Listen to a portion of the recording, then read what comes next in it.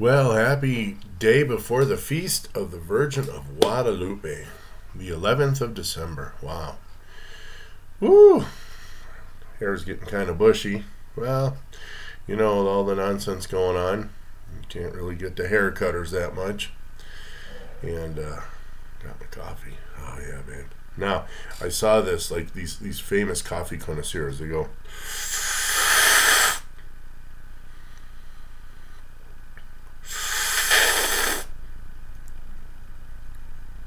just for a couple of sips to get the, I know it sounds, you know, when you're drinking a glass of soda pop, right, and you go, and the straw finishes and everything, and you're like, that's actually French for empty. In this case, it's French for delicious. So you just watched a minute of my video drinking coffee and talking about hair.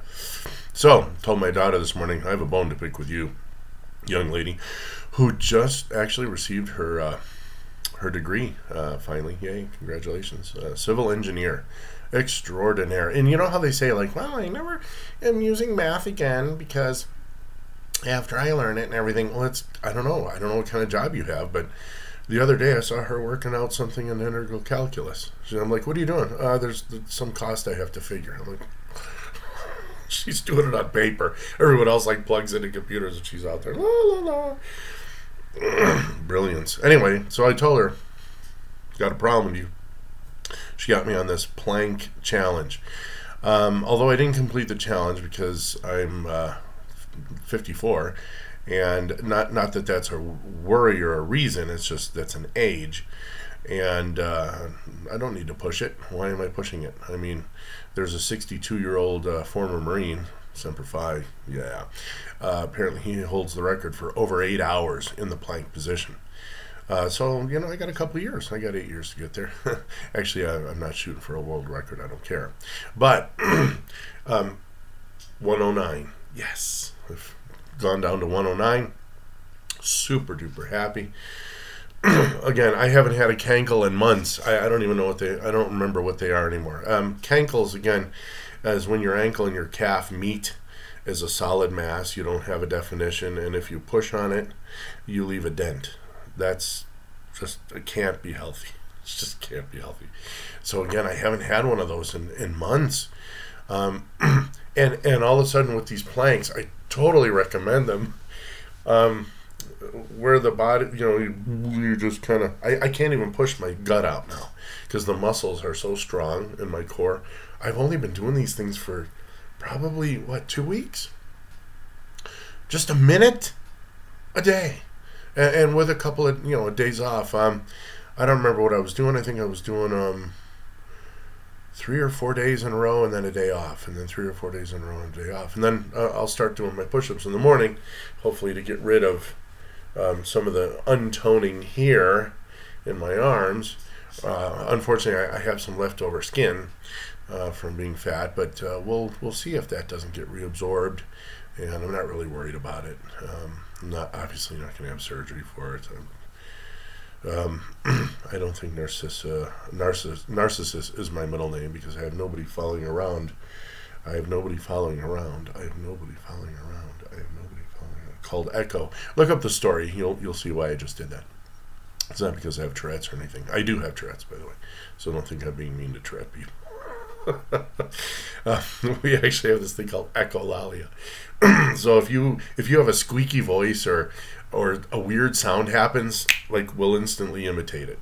I remember walking into stores, like McDonald's and stuff, and going. Then they'd run to the fryers and they start hitting buttons, and the actuators are going up and down with the bottle of fries. The manager can't figure out, what are you doing? And I can't figure out what's going on with this machine. Or I'd walk up behind a doctor and go, back in the old days, huh? This dates me too. I walk up and I go, and they check their beeper and there's nothing. Beepers. You guys remember beepers? Anyway, super happy, super excited. I made poulet au vinaigre. French. I can't pronounce it yet. I'm getting there. I'm actually learning quite a bit. Poulet is chicken. Au is of the. And then vinaigre. There it is. Vinegar. Vinaigre. Vinaigre. Poulet au vinaigre. Oh, there you go. Okay, chicken and vinegar. Oh my God! Look up a simple recipe. I used kind of a bistro recipe with some cream and shallots and things. And I don't know, man. I'm simple. But do look up a simple recipe. This is delicious. You wonder why Frank's Red Hot, for example, that is the official buffalo wing sauce. I know because I'm from Western New York. Hello, Buffalo. Actually, I was born very close to Buffalo and raised within 12 miles of Buffalo, which actually comes from the French Bouffleur, which means beautiful river. Of course, the Brits couldn't understand the Indians. Digo, the French called it that. The Indians said the French called it that.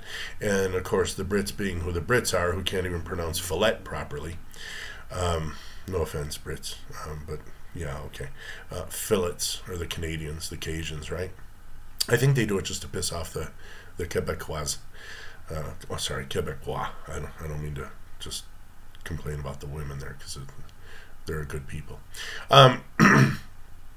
But anyway, so they mistranslated and called it buffalo. So wing sauce. The thing about Frank's is vinegar, cayenne pepper, salt, vinegar, and garlic. Boom. Those are the flavors. It's that vinegar. Vinegar goes so well with chicken. It just goes really good with chicken, and I don't even know why. But it's probably a good thing to eat vinegar with chicken in case it's a little undercooked. Vinegar does have quite a good, it's good for you, number one, I've heard. I mean, don't drink too much of it. Look up Chubby Emu. He has a website. He's a doctor and says, a child drank 14 gallons of vinegar in 4 minutes, and this is what happened to his eyeball. It's like, oh, Christ, Jesus, no, really? So, anyway, the vinegar is really, really good for chicken. I had that this week. I don't feel like editing this, so maybe I'll just have one of these weeks, I'll just have a whole session on what foods I'm eating, and for 2 days in there, because we bought like a little extra meat, we made this thing called it's called puchero in Spanish, and it's beef shank. Okay, that's the calf muscle, the calf, not calf like baby calf. I'm sorry, that's a sheep. Not veal. It's literally the calf muscle of the adult cow. Okay, it's just I don't want the animal rights wackos all over my back either. As long as I don't talk about certain people who represent 45 and certain bugs that represent 19, I guess YouTube won't zap me. So if I ever say 45 or 19, you know what I'm talking about. 1945. My mom was born that year. Anyway, so back on that. You cut that up. You don't. The butcher does. He has to use a bandsaw for that. And then you mix it with elotes, the white corn. It's different than yellow corn. Yellow corn's kind of sweet and full of water. White corn is a little starchier, and it's got a bite, and it's chewy. No matter how long you cook it, it still has a bite to it. It's really delicious stuff. I wish I could share all this food with people. Carrots, Mexican squash. Híjole, starts with a C. The Mexican word for squash. Calabaza. Because it's named after Calabasas, California. That's how I remember that. And then, like, it creates its own... Sorry, I guess I must have 19 here. Sorry, it's not. At least I'm not touching you. So, we have it creates a bone broth with the bone marrow and the actual chunks of the sponge bone parts of the calf muscle. So you're getting bean broth, you're getting all the nutrients of the vegetables you put in there. You serve it with rice, so now you have your starch, notwithstanding the starches that come naturally from, and potatoes. Yeah, you got to put some potatoes in there. So it's like a really good beef stew. It's a delicious beef stew, but simple. It's not thickened. It's not thrown in the oven for 8 hours. It's not a roast beast. It's none of that stuff. So anyway, lots of good stuff this week. and with the Virgin of Guadalupe tomorrow, which is my confirmation name.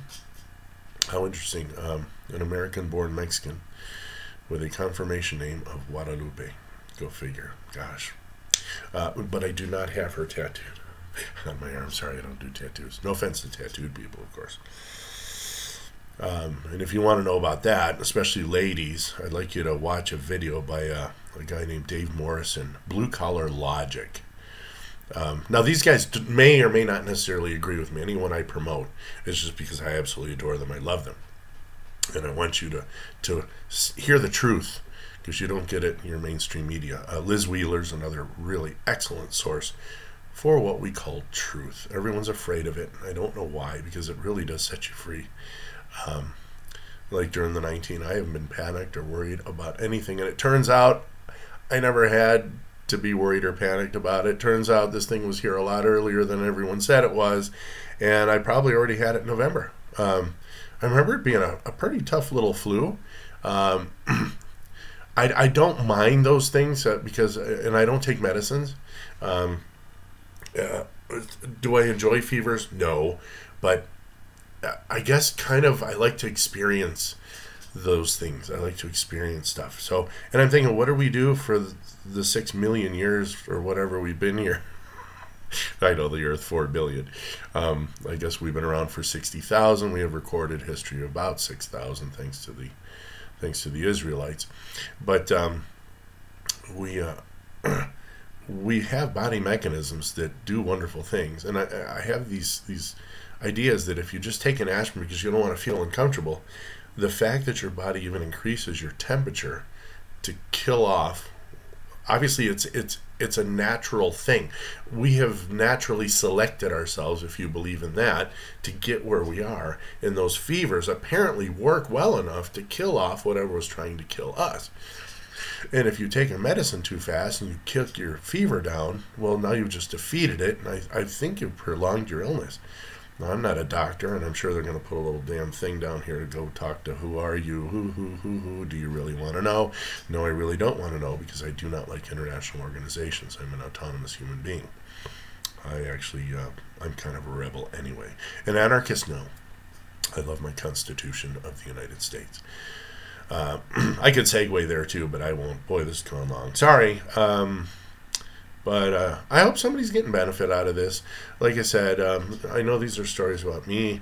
I wish you'd share your stories or make videos, post links, and I can go ahead and send people out to your channel. I want to get folks my age to get healthy. Quit smoking now if you can. Stop drinking so much if you want to. And go out and live life, man. That's why my channel is called Fat to Fit After 50. And again, I had a couple of false starts. And then for whatever reason, August 15th, I made a decision. I stepped on the scale at 121.6 kilograms. You can convert it, divide it by 2.205. And then I got tired of not feeling really good. I mean, I was lethargic, sleepy, drowsy all the time, just not feeling it, man. And then I said, you know what, I got to make a change. And this is a lifestyle change, so it's not like I'm going to do this for all until I get to like my target weight. No, I enjoy doing this. Again, maybe next video, if I remember, I'll tell you again exactly my schedule, how it's evolved, what I'm up to. So we'll talk to you guys next week. Have a good one. Bye. Fat to Fit After 50. Boom. If you feel like you want to hear more of these videos, I encourage you to subscribe, click the little bell so you get all the notifications, and share it with someone who might need an uplifting. I mean, I don't talk about, you know, woe and stuff on here. I like to be pretty positive. Gosh, the coffee is making me burp like crazy. So anyway, I'm out of here, guys. Have a good one. Bye.